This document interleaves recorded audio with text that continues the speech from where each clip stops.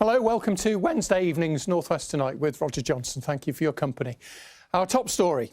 The Prime Minister plans to use lessons from dealing with homelessness as the Greater Manchester Mayor to tackle it across England. And there are also plans to charge Number 10 North with leading growth across the country. We'll have all the details for you. Also tonight, the Golden Fleece. Good news for sheep farmers as the price of wool soars. We'll visit the UK's oldest brick-built lighthouse. That's the next stop on our summer coastal tour. How tragedy led Mick to a new life pumping iron, and an invitation from Arnie at the age of 88. So I decided I'm not going to sit in front of the television all day, and I'm going to work. If you think it's chilly right now, it's about to get a bit cooler. I know that sounds dramatic, but I'll give you all the details in the weather at the end of the programme.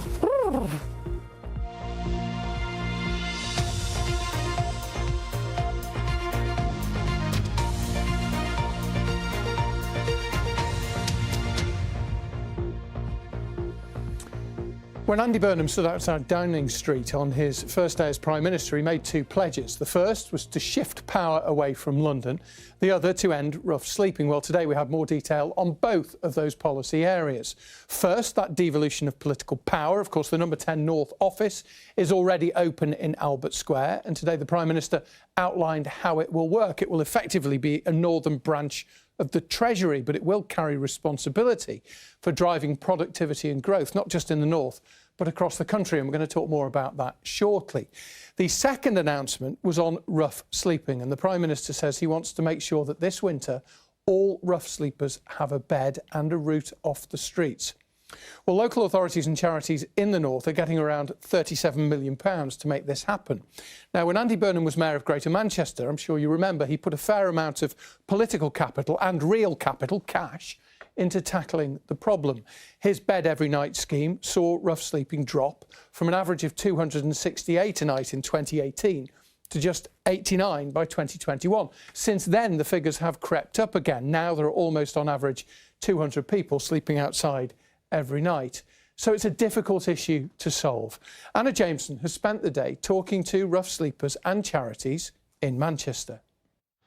2016, Manchester city centre. Sites like this, the norm. It was shocking. It was really shocking. I'd not seen Market Street. And what did we count? About 40 cents. And, you know, it was like, what's going on? Because it was something out of a movie. Burnham pledged to end homelessness as Mayor for Greater Manchester. With the help of Vincent Company, he commissioned this charity and others for his Bed Every Night scheme. Before a bed every night, homelessness in Manchester was very fractured. There wasn't that wraparound support what a bed every night brought, and that was the idea behind it. You get people in, you keep them in the same place, so they're not moving around, you don't lose contact with them. Hi, hello. Lovely to meet you. And it's been a lifeline for Nuno. It's survival mode. When you get homeless, you're so lost and so down. He wanted to remain anonymous, but like so many others, addiction, mental health and a relationship breakdown left him with nowhere to go. Everything else came after this, because I stabilised and I got my life up and running again. And I'm ready to get out of here as soon as I can. Yeah. Do you have any plans to move, or are you quite comfortable here at the moment? It's one thing you don't want to do here is get too comfortable, because then you get complacent and stop sorting your life out. You know? There's a saying that we're all a month's wage away from being homeless.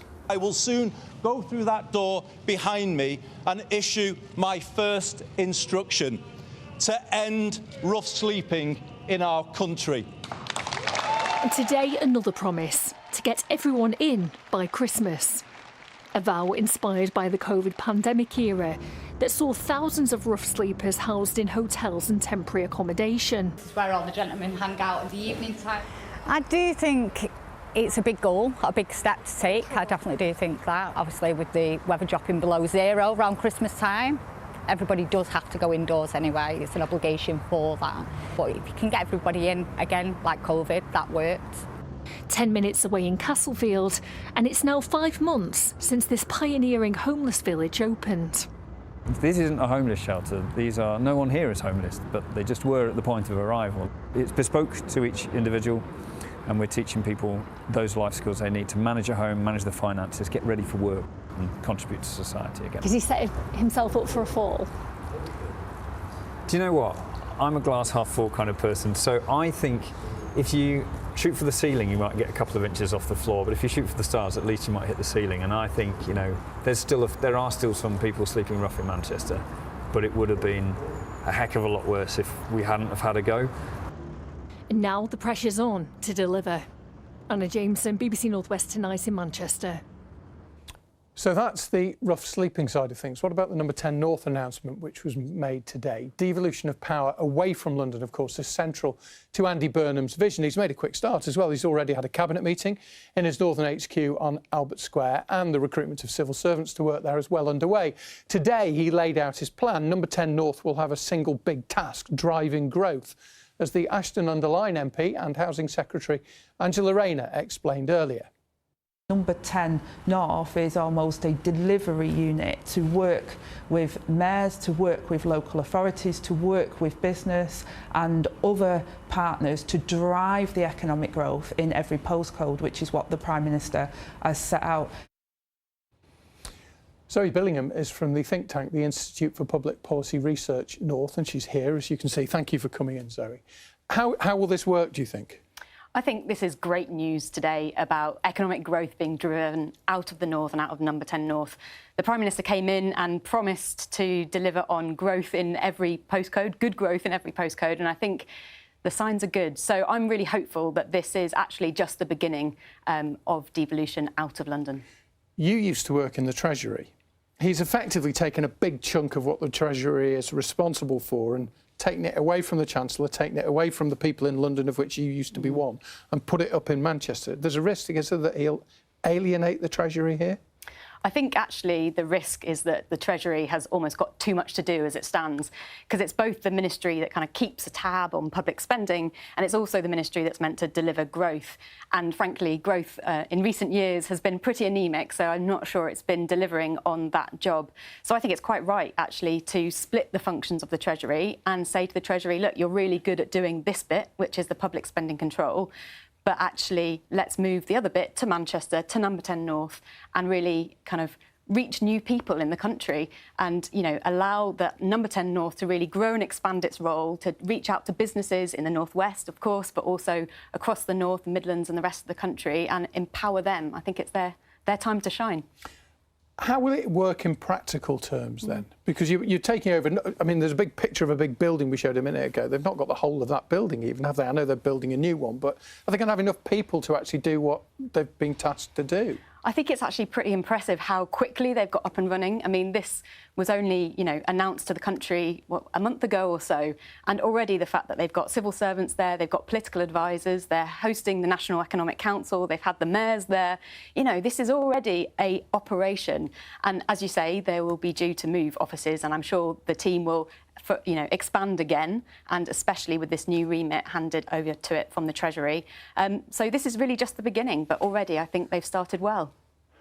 If you're in Scotland or Wales or Northern Ireland, which I know we're not, that probably means nothing to you whether it's in Manchester or in London. Critics have called this a gimmick. Is it a gimmick? Well, firstly, I'd push back on the idea that this means nothing to our nations as well. I mean, if you've ever tried getting a train to Glasgow or to Edinburgh from London, you'll know that actually it's a lot better from the north and a lot quicker. So actually that proximity, I think, could help and make a big bit of difference. So actually, I think, you know, it's easy to be cynical, right? When things change, when there are people who are invested in the status quo, which is a very centralised country where power and resources are hoarded in the southeast of this country. I mean, we're an anomaly as a country. When we look across our peers in Europe, like the UK as it stands is an oddity. So really, this is a course correction to get us back on track. The last Northern Prime Minister, Harold Wilson, tried something similar. You were telling me earlier, which didn't really work. What happens if this doesn't work? Well, look, I think just to pick up on the Wilson point, that was obviously over 60 years ago, and I do think there are good ideas and good timing. So I think, you know, we're ready for the decentralisation of power to really pick up a pace. Perhaps the country 60 years ago wasn't quite there yet. So actually, it's in all of our interests. You know, my organisation, IPPR North, whether it's businesses in the North, charities and other stakeholders, the mayors, it's in all of our interests. You've given them some advice already? Well, you know, we're working closely with them, of course, because we're delighted that the centre of power is shifting, and that's something we've long called for. Zoe, thank you very much for coming in. We appreciate it. Zoe Billingham there from the Institute for Public Policy Research North. Right, an inquest today concluded that a teenager drowned after suffering cold water shock while swimming with friends in the Lake District in a tarn in April. 17-year-old Abzi Ahmed Mohammed from Poulton-le-Fylde in Lancashire was with 3 friends when he got into difficulty trying to reach an island at High Dam near Windermere. Hundreds of operating theatre staff at 4 hospitals in Greater Manchester are to go on strike from Monday next week. More than 350 staff members, including nurses, clinical support workers and housekeepers at Salford Royal, Royal Oldham, Rochdale Infirmary and Fairfield Hospital are set to walk out in a dispute over overtime payments. Rider Mauro Poncini from Castellano in Switzerland has died in a crash during qualifying for the Manx Grand Prix last night. It happened just before 7 o'clock on the Isle of Man at Cruikshanks in Ramsey on the opening lap of the session. An investigation's underway. The second competitor involved is in hospital with minor injuries. And a jury at the Old Bailey has been discharged in the trial of a group of Palestine Action supporters who are accused of helping organise a break-in at the weapons manufacturer Elbit Systems, which has links to Israel. The defendants, William Plastow, who's from Manchester, Julia Brigadirova from Chorlton in the city, and a man from Liverpool, are among 8 people charged following the incident in Bristol 2 years ago. They deny the charges. We've done many stories about sheep farmers in this part of the world over the years facing tough times, issues like meat prices falling, subsidies shrinking, the shortage of labour. But tonight, there is some good news. It is for them anyway. The price of wool has risen by 70% in the past year. It doesn't mean that farmers are making a fortune, but for the first time in years, it will cover the costs of shearing their sheep, as our environment correspondent, Judy Hobson, explains. In the fields above Rochdale is Langdale Farm, home to almost 800 sheep. Do it again. 1, 2, 3, 4, 5, 6. Today, the farmer, with a little help, is closely checking some of his flock. This week, they finally finished shearing after 2 months. It's taken us all summer because we still shear our own. We don't bring contractors in, but because we've different flocks, we start at the bottom of the hill and we work our way up. This year, there's some good news. The price of each fleece has gone up. It was £890 last year for 2. We send about 2 tonnes of wool, 2,000 kilos. It was £890. What we'll get this year is going to be £1,200 for the same amount, and then next year it's going to be, for this year's wool we'll get paid next year, it's going to be £2,000. It's not that big a difference, but what it does mean is it gives you a bit more confidence in things. We can start to pay these lads and lasses a bit more, and we can start to invest it back into the business. You know, we might buy a new shearing machine, I might buy a new T-shirt. It's that kind of level. It's where we store the wool, but it's a multi-use shed, you know. But the price of a fleece depends on the breed of sheep. This is off a Scottish Blackface. We did these last because of the top of the hill. It's a brilliant fleece because it keeps them dry and keeps them warm. But it's a little bit hairy, but it's not the high quality end of the market. So that's the Scottish Blackface, whereas this will be from the Derbyshire Gritstones. If you feel that, Judy, I mean, that's a softer wool. You can feel it to touch. Oh, yeah. It's a hard-wearing wool, really. It's more for carpets, blankets, that kind of thing. So that's priced higher.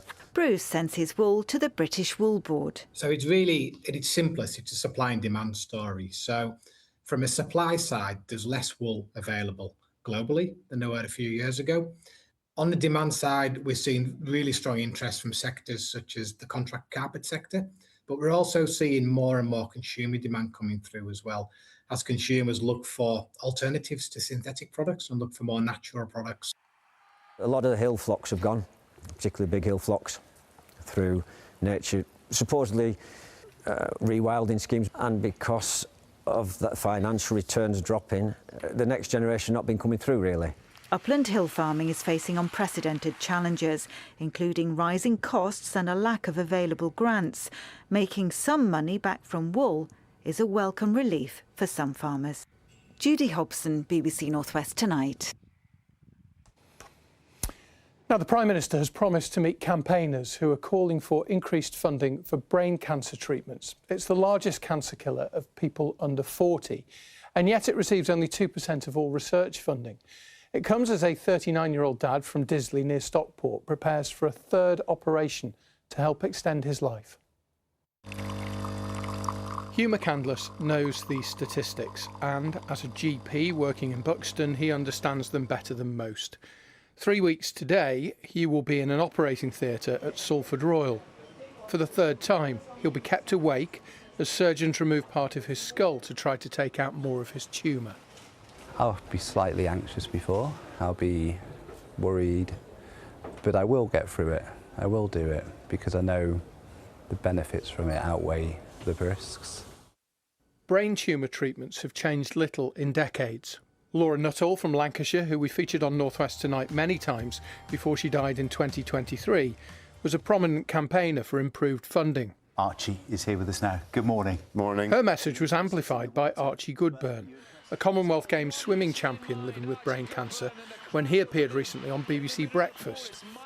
So Andy Burnham, if you believe and you want to make a change and difference to the future of our country and our young population, please listen to us. Please establish a national brain cancer lead and give us a chance to fight for our lives.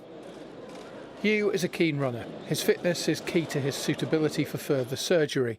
And while there is some cutting-edge research into new treatments being done in the UK, Hugh's now fundraising to travel to Germany, as Laura Nuttall did, for immunotherapy treatment. It's using my cells to create a treatment specifically for me, whereas the chemotherapy I've been on, it's not specific for me, it's used for other types of cancer. The outcome is similar to what it was 30 years ago when they started it. There's been no real change. Hugh has no life insurance. His son is 3, so he's selling his home to support his family when he's no longer here. But he hopes to stick around and not add to that statistic. It's the highest rate of death from cancer under 40, which is horrible, absolutely horrible. Think of under 40. Majority of patients live 60, 70, 80 into their life. And you're 39. And I'm only 39. And your 40th birthday's next April. Which is one I want to get through. Really is an incredible man. We wish Hugh all the very best. You can find out more online about his fundraiser to go to Germany. Right, here are some of the other stories that you can read or watch online this evening from BBC News. The signage on Liverpool's iconic Radio City Tower is set to be removed after more than 25 years. It's going to be replaced by an LED screen as deliberations about its future continue. Emily Rhodes, who is a singer from Kirkham in Lancashire, has described the moment Sir Paul McCartney told her she had great songs after she performed in front of the former Beatle in a songwriting session. On our social pages, Zoe Farmer from Accrington in Lancashire has explained the terrifying moment that a rhino charged at her family car. That was during a visit to a safari park. And the new Premier League season will mark Manchester City's first, of course, since Pep Guardiola stepped down. You can look back at how North West Tonight reported on him joining the club a decade ago. All those stories and more, bbc.co.uk/local news. Have a look on the BBC News app or on our social media sites. Now, if you've been watching so far this week, you'll know that we're exploring some of the less well-known places along the northwest coastline. Tonight, Kelly Foran has made it to the Wirral Peninsula to visit Leasowe Lighthouse. It was built in the 1760s after dozens of merchant ships had run aground on the treacherous sands of Liverpool Bay. A sunny morning on the Wirral, certain spots very popular. There's queues for coffee and horse riders, but overlooking them is a 110-foot high lighthouse, and things are much quieter here.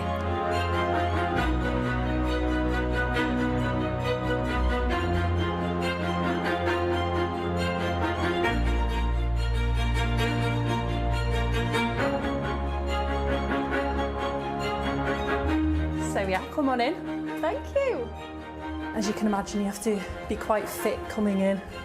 and up and down these every day. This is probably my favourite room in the lighthouse. I love the fact that you can still see the fabric of the building, really. So it's the oldest brick-built lighthouse in the UK. It was built in 1763. It was a working lighthouse, but it was also a family home. I've heard that a family lived here with 13 children, is that right? It is, it is. They certainly had big families back in those days, didn't they? Bought by Wallasey Corporation in 1930, it remained derelict until 1989, when in stepped the Friends of Leasowe Lighthouse. Most people say, well, we didn't, they didn't know it was here or didn't know it was open, and they're very surprised when they do actually get inside and realise that the history of it.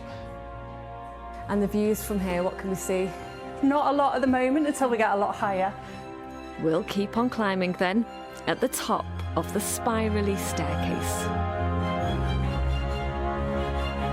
Spectacular views. So you've managed to make it up 130 steps. So over in that direction, we can normally see Movama. We've got Llandudno, which is the last bit of Wales that we can see in that direction. And then over in the opposite side, it's often possible, not today sadly, but to see the Lake District as well and Blackpool Tower. It's amazing views, isn't it? It is, it is. I love coming up here because it's always different. Yeah. It depends on where the tide is, what the weather's doing, what the visibility's like. So yeah, it's always interesting coming up. Leasowe Lighthouse was built with 660,000 handmade bricks. Still to this day, it's looked after and loved by the people around it. Kelly Foran, BBC North West Tonight. A spectacular shot there above Leasowe Lighthouse. Right, bit of sport. Super League, George Williams scored his first try since returning from neck surgery to help Warrington Wolves beat the defending champions Hull KR last night. The 34-28 victory moved Warrington to within 2 points of leaders Wigan and Leeds. They're separated at the top only by points difference. Days from the start of football's new Premier League season, Liverpool's Curtis Jones looks set to join Inter Milan for £30 million. Reports in Italy suggest a deal has been agreed for the 25-year-old to move to the San Siro. Meanwhile, Manchester City midfielder Tijani Reinders there has left the club just a year after joining them. The Dutchman has signed for the Saudi Arabian side Al Qadasi in a £52 million deal. Al Qadsi, I think was the name of the club. Anyway. We're going to talk about this fella next, a granddad from Lancashire who took up weightlifting in his 80s after the death of his wife and now is proving to be a hit on social media. His name is Mick. He's been giving powerlifting tips online and they've been watched around 700,000 times on TikTok. One of my 20-something children spotted it and said how amazing it was. The workouts have also caught the eye of the former Mr. Universe, Arnold Schwarzenegger, as Phil Cunliffe will explain. Could you imagine doing this at the age of 88? Mick Wadge is an inspiration. Known on social media as Old Man Mick, he hits the gym 4 times a week for an hour. It's transformed his physique and his outlook on life. It's not just the lifting of the weights, it's an hour of laughing and working. Mick, how was that feeling for you? Right, they go a bit faster then. Mick's decision to take up powerlifting in his 80s was born out of tragedy following the death of his wife Margaret. So I decided I'm not going to sit in front of the television all day and I'm going to work and do something. So I picked up this broom handle and put some milk bottles on, and then I got 2 wheels off an old wheelbarrow which were heavier, so I stuck them on. And from there, a gym membership and a link up with Ross, who's been his personal trainer for 3 years. He's a cheeky 88-year-old who brings so much energy to the gym. The amount of messages we get every day, people saying I'm 60, 70, I'm getting back into the gym because of you. I've seen what you can do and I'm not giving up now. I can actually do something with my life, push myself and get fit and healthy. Mick can deadlift a standard 120-kilogram bar, but this octogenarian knows his limits. If I can't do something, then I don't worry about it. It's not a defeat in my mind. Keep going. 3 more reps. You've got 4 grandchildren. What do they make of what you do and the fact that you're now famous online? According to the messages coming on my phone, absolutely amazed, really. But they're very encouraging. They like to see me doing well. Mick's admirers now include a Hollywood superstar and bodybuilding legend. It did start with my daughter saying, "Who was your favourite weightlifter?" I said, "Arnold Schwarzenegger." And lo and behold, he sent us a letter telling me, "Keep on pumping." Yeah, so I got the message for him, for Mick. I just thought it'd be a nice little treat he could put on his mantelpiece, and every day he could look at it and probably give him the motivation to get out of bed and lift some weights. Hasta la vista, baby. If we get a training session with Arnie, that'll be absolutely incredible. Nice exercise, this. That's for the future, but with 44,000 likes on TikTok, Mick is already proving an inspiration to others. Phil Cunliffe, BBC North West Tonight, Burnley. Well done, Mick. He's in tremendous shape, isn't he? Right, let's have a look at the weather, shall we? Corazon warned us. I thought it was a horse impression. And I'm now lunging. I feel really bad. I've hardly moved today, Roger. And maybe it might just warm me up because it's been feeling chilly today, much colder. We're drawing in a northerly airflow. I'll get to that in just a moment. But look at this, Weather Watchers pictures. We've been getting loads of these this week. A false autumn triggered by the extreme heat. And naturally, I mean, the trees are just shedding their leaves because it's just been so dry and so hot, and with that rain obviously they've just dropped to the floor. Now talking about this northerly airflow which is drawing in this Arctic air here, it's all because of high pressure to the northwest, low pressure circulating this way to the northeast, and that's why it's feeling chilly of late. You might just need your jacket over the next couple of days. We've got several weather fronts just edging their way through the patch off the Atlantic, and that's going to deliver some sharp showers. Those will band and clump together, so we'll see some spells of heavy rain tonight in some places and thunder. Now we do have a Met Office yellow weather warning in place tonight right the way through until 10 a.m. tomorrow morning. So feeling chilly overnight. Then tomorrow we get this northerly airflow, so the temperatures are going to be pegged back tomorrow, and those showers are very, very slow moving, slow to clear. Take your brollies with you. Highs of 18, which were our overnight lows a few weeks ago. Now, this northerly airflow continues and sticks around on Friday, but it is looking more positive first thing on Friday. Drier, brighter spells to come, some rain to come later on that day, and we'll see those temperatures at around 18 or 19 degrees Celsius over the coming days. So we've got unsettled weather to come Thursday, Friday, a chance of thunder in the daytimes too, but looking a little bit more settled as high pressure starts to kick in at the weekend. Almost the return of summer. Thank you very much, Corazon. Enjoy your evening as well. Thank you. You too. That's it from us. Thank you very much indeed for your company. As always, Mairead's here with the late news for you at 10:30. We're back tomorrow at 6:30. Whatever you're doing, have a lovely evening. Bye-bye.